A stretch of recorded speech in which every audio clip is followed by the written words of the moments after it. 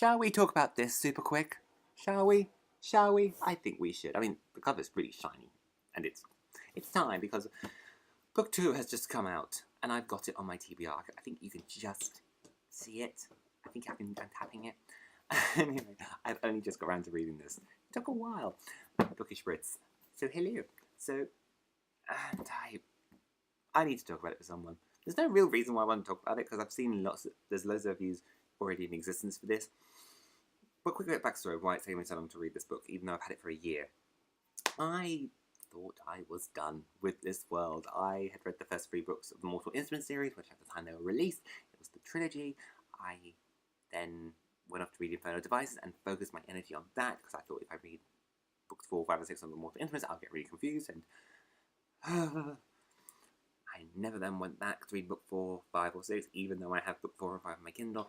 So I got this last year, and I, from a PR person who works with Simon & Schuster, who are the publishers in the United Kingdom and the United States for this book, and I just went, okay, I know I'm going to read it, I'm not in that hurry. I'm not in that space where I used to get that book and I'll read it as fast as I can. I was like, I just want to take my time. I wasn't there. I wasn't ready. Apologies for the gurgling noise. My washing machine is still going on. It's still going. So again, you can sort of tell I've done 3 or 4 videos in one go. And where was I trying to thought? Oh yeah, it's only been the last few months I actually went, you know what, I really should try and read this. I really should. It's time. It's time to go back, because book 2 is coming out, and Audible then released the audiobook for free for like a week. So I was like, okay, I'm getting it. I'm reading it. Not entirely sure I like the audiobook. Not entirely sure I like the narrator of the audiobook. But there's things in here I want to discuss, because I don't know how I feel about this. On the one hand, I liked it.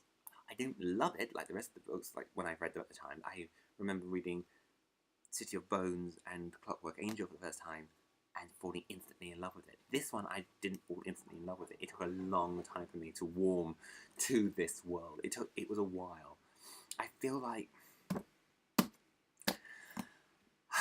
Okay, I'm with friends. I can say this, and I can be honest, and none of you will hate me. But there was something about this book. Something about this one. Maybe it's because I was jumping from audiobook to book to audiobook to book.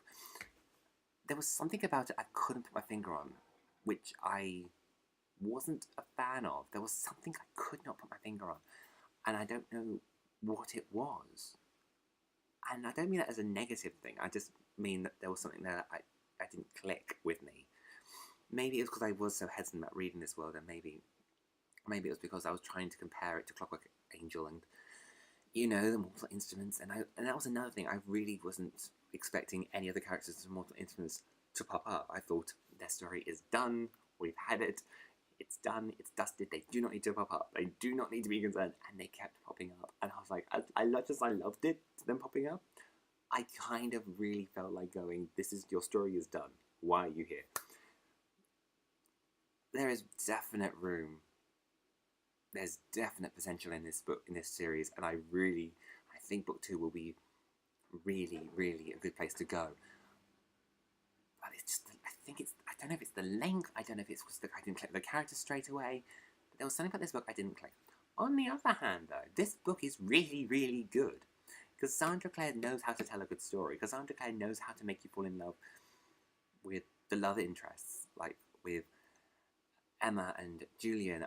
You knew almost where they were going to get off, and then you realise that they can't because they're paralyzed, so Brits can't fall in love with each other. It's like, this is huge drama, and it's like, it's going to be really trivialised. Like, literally, she can go to, like, I was there going, go to Clare. She creates these new things. You can break the Pretamata and the Parabatai, and it'll be fine. Maybe that's the plot of book 3. She goes to Clare. Maybe that's why she's bringing her back in.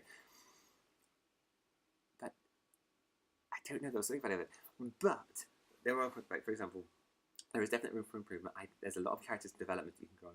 Plus, Cassandra Clare writes diversity, and she writes it so well. Like, okay, okay, so we have, I had to remember that, we have Christina, and then we have Diego comes in later on, and I think in the next book we meet his brother. Probably, I'm not sure, I've not read it, and no one's told me anything about it. they're Mexican, and they speak Spanish. That is something we don't really have many books of. I've not read many books which have Mexican characters in. We then have Ty, who is on the autistic scale. So he has autism. Again, that's something very rarely we see about, and it's not a big deal in this book. It's there.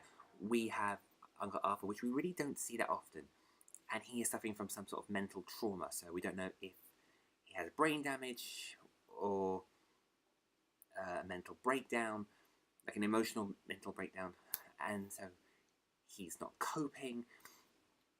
And then we also discover that the Clave have a really very backward attitude towards mental health and, you know, autism, which is basically we ship them away and then we pretend they don't exist.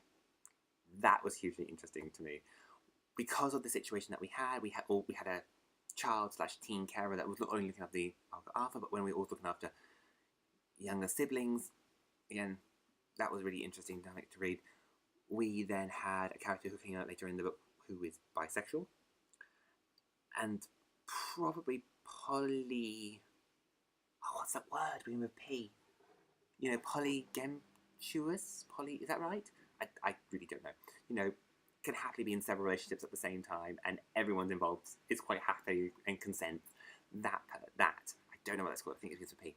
And I'm pretty sure I heard a spoiler talking about the fact that we might have a character come up in book 2 which could be transsexual.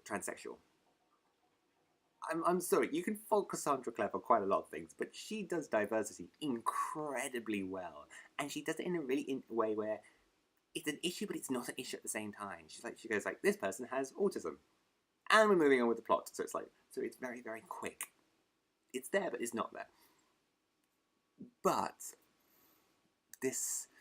I think my main concern with this world, the Shadowhunter world, is there's so many books now, and there's going to be a lot more. Like, we have, let me see if I can figure this out in my head. We have the Immortal Instruments series, which is 6 books. We have the Infernal Devices, which is 3 books. We have the Dark Artifact series, which is going to be another 3 books. We have the Last Hours trilogy, which is another 3 book novels. We then have the adult series, which is the Elder Scrolls, the Elder Curses, which is she's co-authoring. And it's adult, so it's going to be very, very sex heavy in a sense. And then we also have another trilogy which is rumoured to be coming out, which is the Wicked Powers. We have 6 series in this world.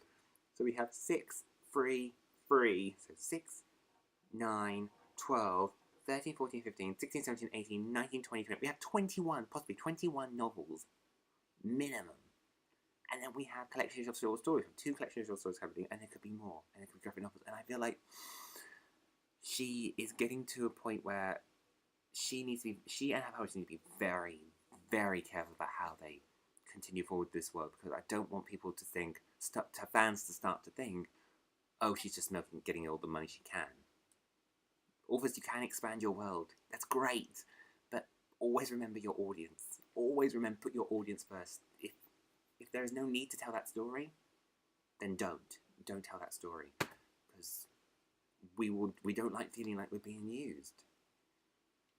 Sorry for this rambling video. This wasn't what I wanted to talk about. I wanted to talk more about this book, but so let's quickly just in. Have you read this book? What is your opinion of it? Did you like it? Did you hate it? I don't know why I'm doing this. Have you read Lord of Shadow? Should I put it on my TBR as soon as possible? I'm going to read it, but I'm going to hold off on it because the 3rd book in the trilogy is not out till 2019. So I've got a year. Anyway, I'll chat to you guys later. I need to do possibly 2 more videos and then I'm done for the evening, so I can upload them and schedule and...